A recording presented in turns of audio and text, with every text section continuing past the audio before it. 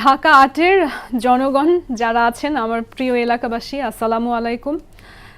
আপনারা এমন একটা ডিসিশন নিচ্ছেন যেটা আপনার ভাগ্য এবং আমাদের এই দেশের ভাগ্য আগামী 5 বছরের জন্য নির্ধারণ করে দেবে।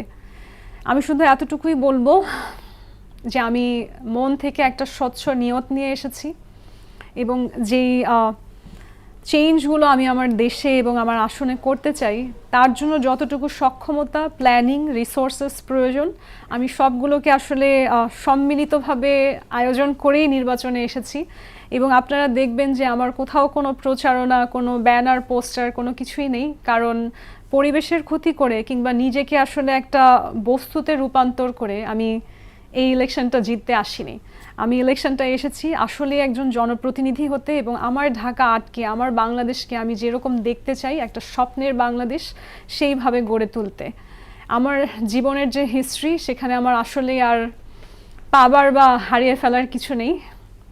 আমি ইলেকশনে দাঁড়িয়েছি আমার দেশের জন্য, দেশের মানুষের জন্য।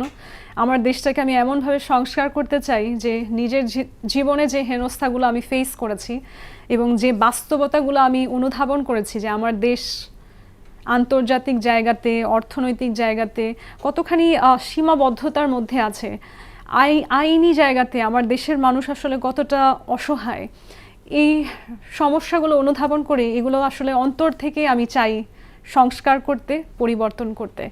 আপনারা যদি মনে করেন যে আপনারা এরকম বিকল্প কাউকে বেছে নেবেন তাহলে আমি অনেক কৃতজ্ঞ হব ইনশাল্লাহ, এবং আপনাদের জন্য সার্ভ করা, জনগণকে সার্ভ করাই হবে আমার জীবনের মূল নীতি।